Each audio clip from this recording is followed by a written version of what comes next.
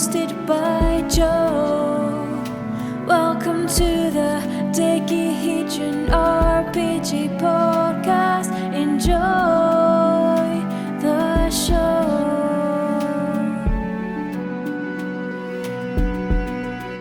Hi everyone, this is Joe. Thanks for listening to the Decahedron RPG podcast.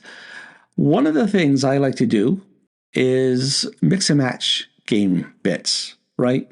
If there's part of Tunnels and Trolls that I like, I might use that part when I'm playing a space opera game or something. And that's exactly what I'm going to show you this week. And what I'm going to do is I am going to generate a monster, well, let's call it an animal in Traveler, and then I'm going to convert it to a monster in D&D or Tunnels and Trolls or something like that. Before I do it, let me talk a little bit about Traveler. Traveler, as we know, is science fiction in the far future. It is like space opera. And one of the brilliant things that Mark Miller did when he made the game is rather than trying to come up with a monster manual or space bestiary or whatever, instead, he generated a system of rules of how you would determine what animals were on whatever planet your players happen to be on. And it follows an ecological approach, right? It says for any given terrain, you're going to have like this many herbivores and this many carnivores and this many omnivores and stuff like that. While it wouldn't hold up to scientific scrutiny by any means, it's not meant to. It's meant to be a game, and it's meant just to give you a feel of reality enough for that suspension of disbelief, right? And I think it does it well. And so what I'm going to be doing today is I'm going to use those rules to roll up an omnivore.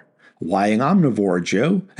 Because I already rolled up the first four before I said, I should record this as an episode. So number 5 on the table I'm using is an omnivore, and so that's what we are going to roll up.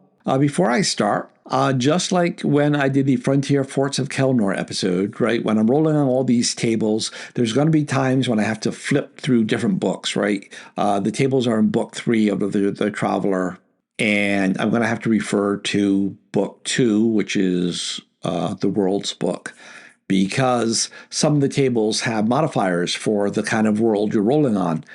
And depending on your D&D world, you would know what those are, or if you don't have anything special about your world, you would just say, hey, it's Earth-like, and you would use that.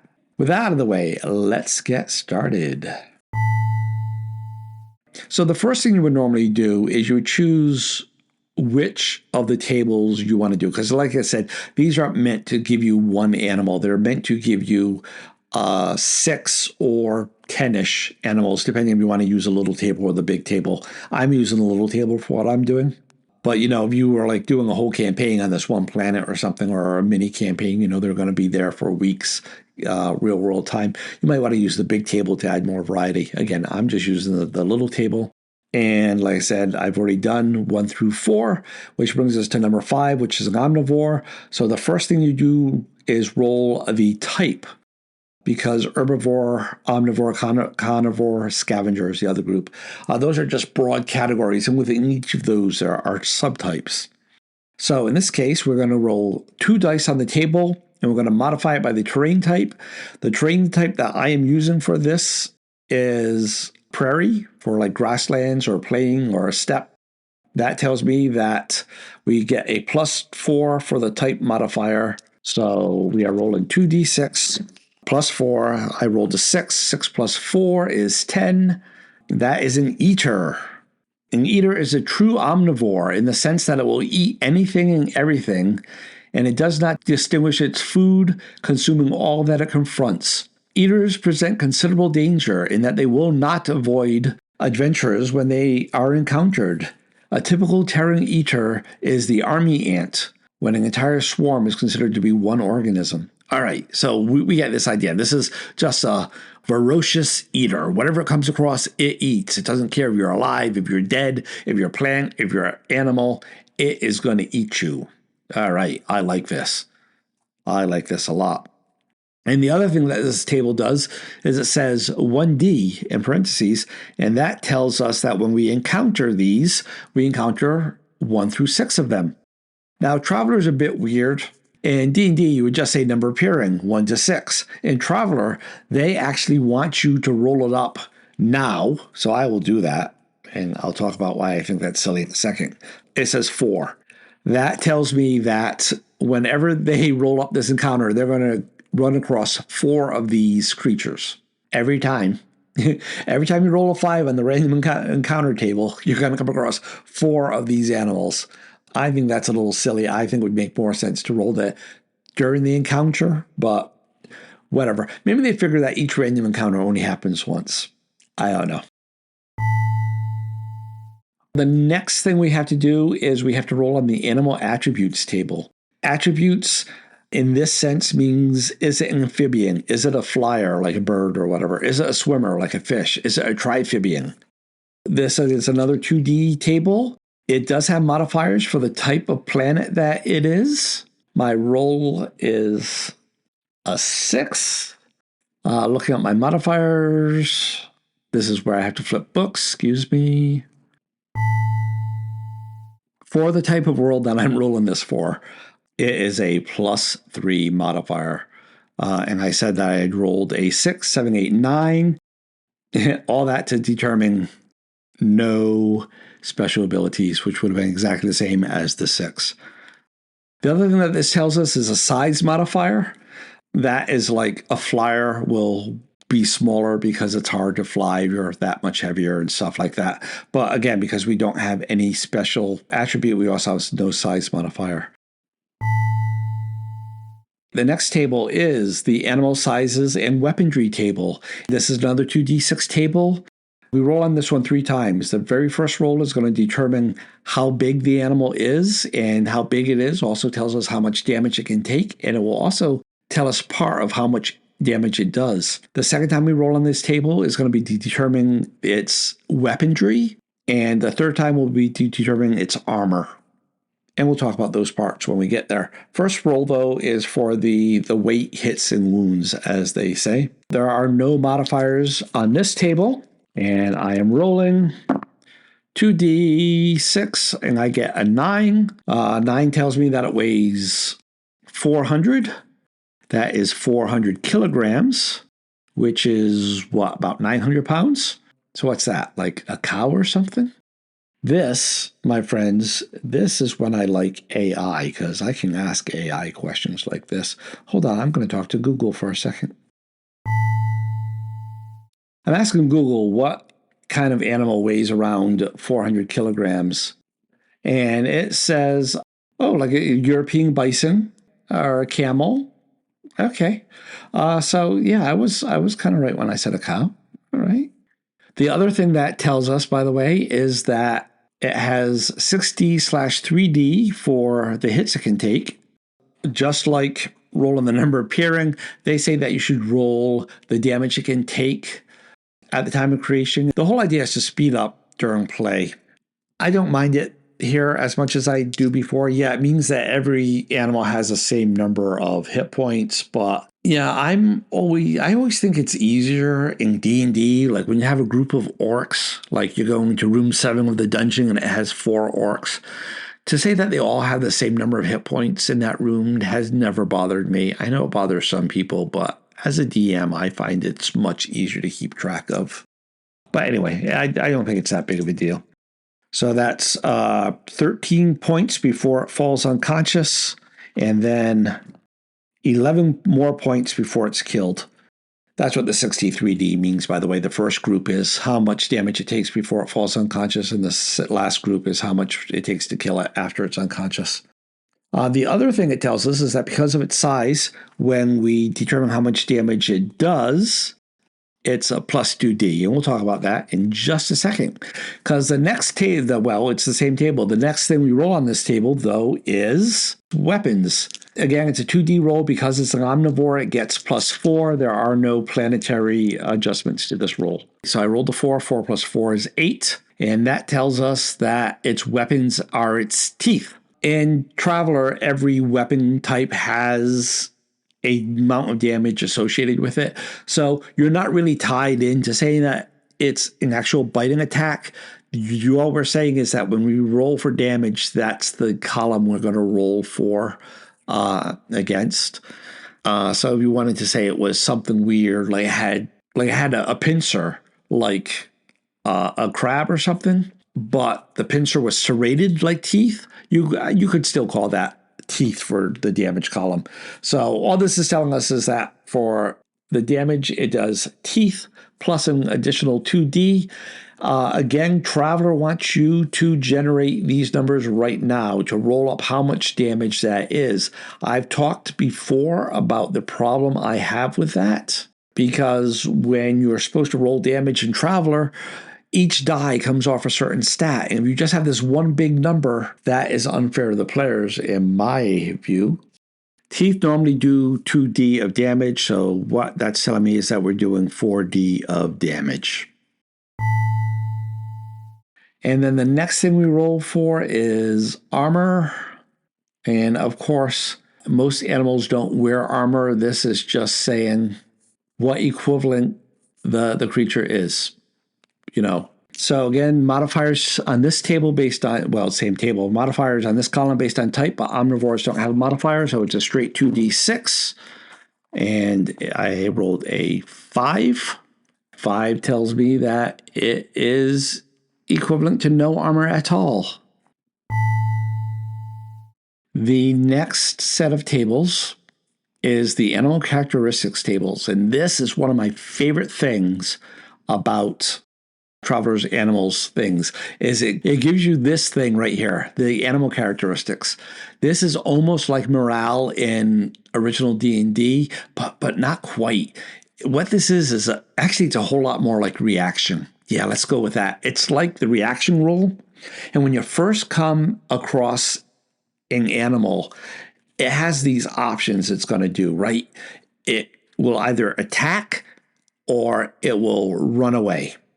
Or maybe we'll do neither and try to figure out what to do after that. This is how you determine that.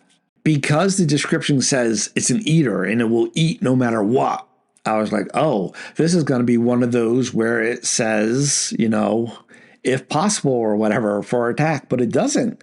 Omnivore under eater, it says 1d plus 0. We get a 3. All right, I'll talk about what that means in just a second. Our next thing is to flee, and that's a 1d plus 3. By the way, the higher the number, the less likely it is to happen. And I rolled a 6, so 6 plus 3 is 9. And then there's a way that you write these. What we have is an A3F9. If you have an herbivore, you put the F, that's the flee number, first, and then you do the attack. But for all other animals, so including this one, you put the attack first and the flee after that. Attack 3 means that when you come across one of these animals, you roll pretty much the reaction roll. You roll 2d6. If you get a 3 or higher, in other words, if you get anything other than snake eyes, it's going to attack. On the other hand, if you do get snake eyes, then you roll on the flee column, and this was a 9. So then you roll 2 die, and on a 9 or higher, it runs away. Otherwise, it does nothing, right? If you get less than a 9 there, it does nothing that round until the next round. Then things happen again, or you've done your thing already. So we roll to attack first, and anything other than, so this will almost always attack. And then the last thing is typical speed. And again, it's broken down by type. And so for an omnivore eater, it says 1d minus 3, which means it's going to be a 1 to 3, minimum of 1. And I rolled a 3. 3 minus 3 is 0, but a minimum of 1. That's A3F9S1. And that means that it's the same speed as a human. One of the things I don't like about this system is that the minimum, other than a few things like the filter I mentioned earlier, like an enemy, they barely move, right? So they can have a move of 0.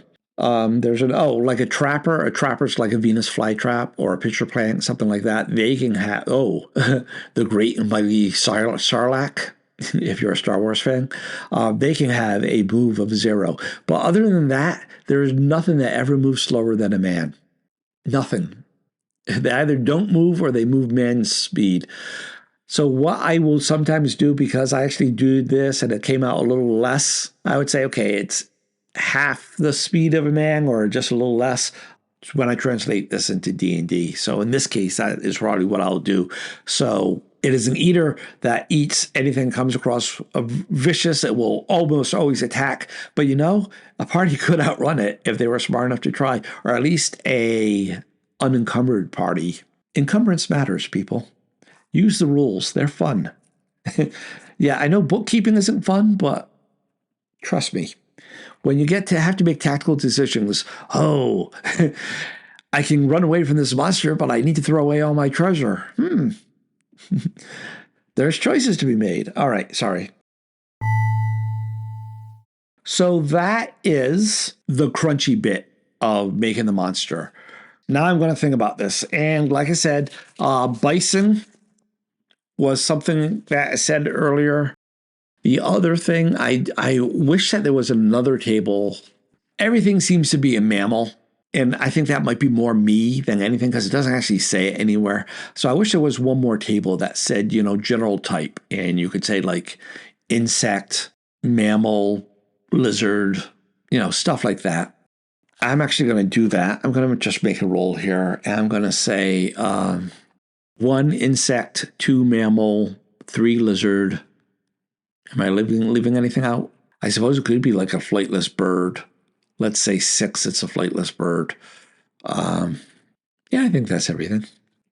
So then let's say 1, 2 insect, 3, 4 mammal, 5. Let's go no. Okay. Here you go. For reals this time. 1, 2 mammal, 3, 4 lizard, 5 insect, 6 flightless bird. 5 insect. All right. It's still a 400 kilogram. Like I said, that's like 900 pounds. A 900-pound insect. And its attack is like teeth attack. And I said that thing before about the pincers. I kind of like that. So I'm thinking like a giant crab. Yeah, I know that's not an insect, but it looks a lot like a spider. It's a sea spider, right? Yeah, a big land crab with pincers, or maybe I was going to say like a scorpion, but a scorpion would have that tail and everything. We don't have that. So I'm going to say it looks like a giant land crab. But yeah, I know there's already a giant crab in the monster manual. I don't care. Yeah, I'm going with it. It's a giant crab. It is 900 pounds worth of giant crab. It attacks with its pincers, which in Trotter terms we're going to treat as teeth. It is very likely to attack and less likely to flee. The reason crab appealed to me is because I don't view them going very fast on land. And this, like I said, I'm going to make a little slower than man. Let's say speed of 90. So then it comes to things like hit dice. And we could do a straight 1-to-1 mapping. And we could say, this says it has 6D and 3D, and a human in this scale has 2D, 1D. So it's 3 times as much. So you could say it's a 3-hit die monster. All right. Simple, easy peasy. Or you could say, the problem with the crab, though, is that this is completely unarmored. And crabs have that giant protective shell. It's a soft-shelled crab. Oh, yeah, I like that. That's different. No one ever talks about that. And it's blue. A blue soft-shell crab, like Maryland crab. Yeah. All right. Anyway. Yeah. So anyway, hit dice. So you could say 3 hit die. That's fine. But I don't do it like that. And remember, these travel in groups of like 4. So 4 3-hit die monsters could be overkill for a first-level party, right? I just say, how much of a challenge do I want this to be for my party? And if I have first-level party, I'm going to say, there's 4 of these. making them one hit die each, seeing that there's four, and there's probably 3 or 4 party members, that's a pretty even fight there. That's going to be pretty close. Never mind making them 3D, that's just going to be a party wipe. But on the other hand, if I want it to be that creature that they have to come back for, go earn up some levels or go hire a bunch of hirelings to take them out, then yeah, maybe I would go with that number. Or if they're a higher level party, I'd go with that number. But yeah, if I want to use the monster now for this adventure, it doesn't make any sense making it beyond the ability of the party. And it doesn't make a lot of sense making it a total walk for the party unless you want them to feel, that just like every so often a party should have an overwhelming encounter, every so often they should have one that's completely underwhelming that they can just walk over and let them feel the power of their level. What's the point of leveling up if every time the monsters level up with you? Let them have that if they've earned it. So I would do it that way.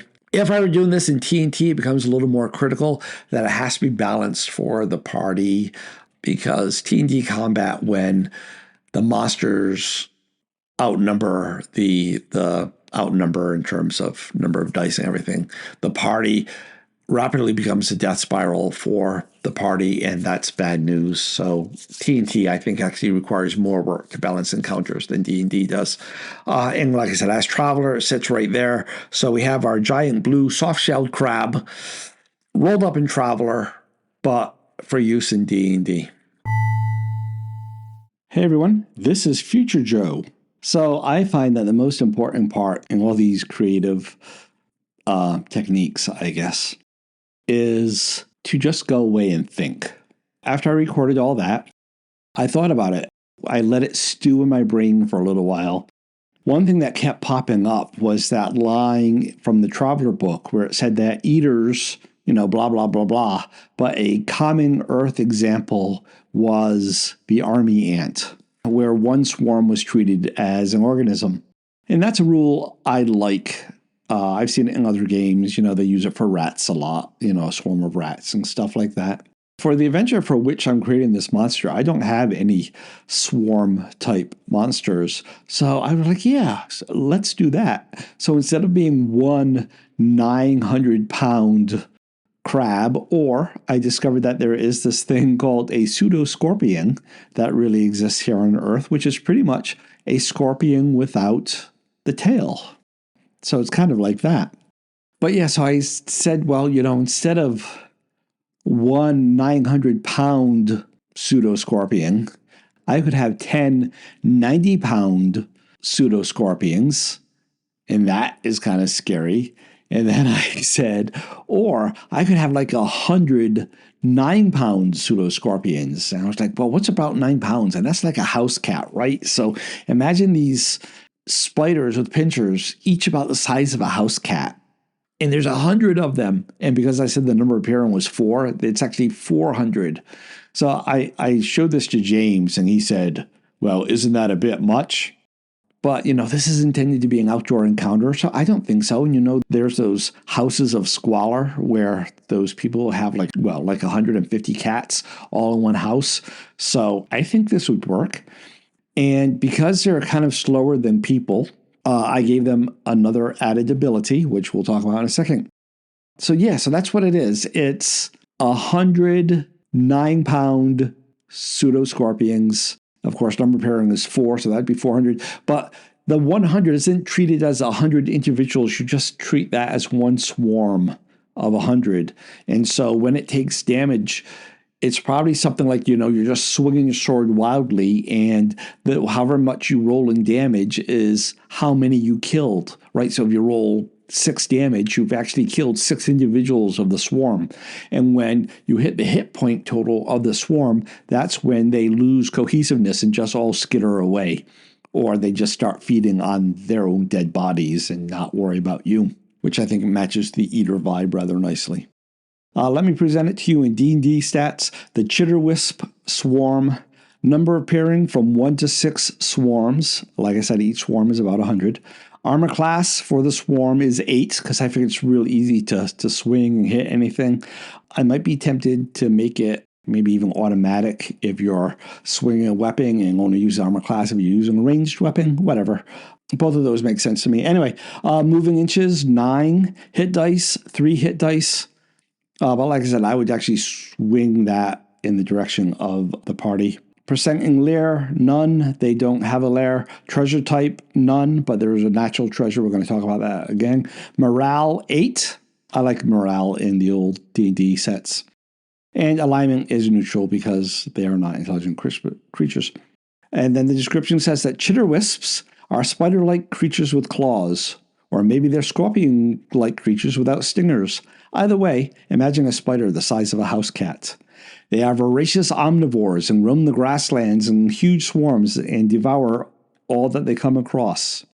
In combat, a single chitterwisp poses little threat to adventurers.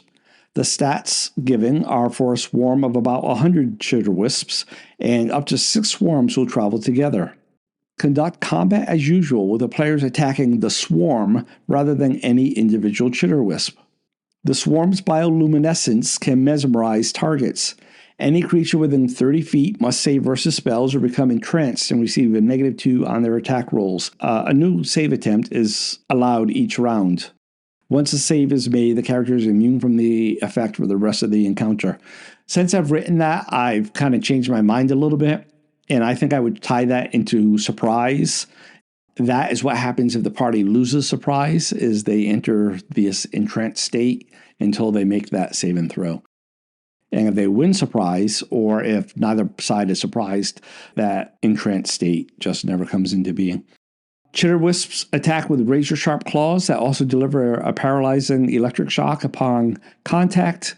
If a player is hit by a swarm, not only does he take normal damage, but he must save versus paralysis or be paralyzed for 1d4 rounds. Luckily, however, each swarm can only deliver this shock once per encounter. And for the natural treasure, adventurers who overcome the chitterwasp swarm may harvest their bioluminescent scales, which are highly prized for the ability to cast long-lasting ethereal light.